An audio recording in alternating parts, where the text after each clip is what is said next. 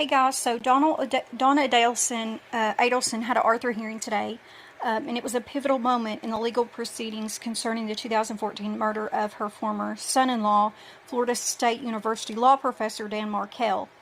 Now, an Arthur hearing in Florida is a special bond for defendants accused of serious crimes where the prosecution needs to demonstrate or must demonstrate that the evidence is evident and the presumption of guilt is great. To deny bond. Now, key aspects of the hearing were the defense's argument for bond, basically health and safety concerns. Adelson's legal team highlighted her advanced age and health issues, emphasizing that her well-being is at risk while she's incarcerated. They had a previous hearing where she brought this up before, and they presented claims of mistreatment, alleged assaults by fellow inmates, arguing that these conditions warrant her release on bond. They also stated her community ties. The defense underscored Adelson's long-standing connections to the community, suggesting that these ties reduce the likelihood of her fleeing if released. Now, the prosecution counter-argued, and as you guys remember how she was arrested previously, they introduced the flight risk. They pointed to her 2023 arrest at Miami International Airport, where she was allegedly attempting to board a flight to Vietnam after discussing with her son, who had been convicted.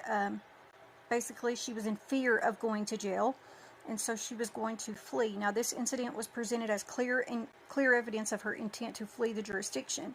The severity of the charges, the prosecution emphasized basically the gravity of the charges, first-degree murder, conspiracy, and solicitation.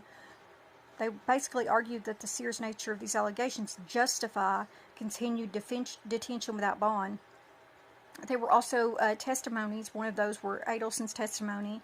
In a surprising move, Adelson tried, she basically discussed interactions with two fellow inmates. She claimed these inmates had conversations with Catherine McBanawa, convicted co-conspirator in the Markel case. According to her, one inmate reported that McBanawa intended to set up the Adelson family to secure a reduced sentence.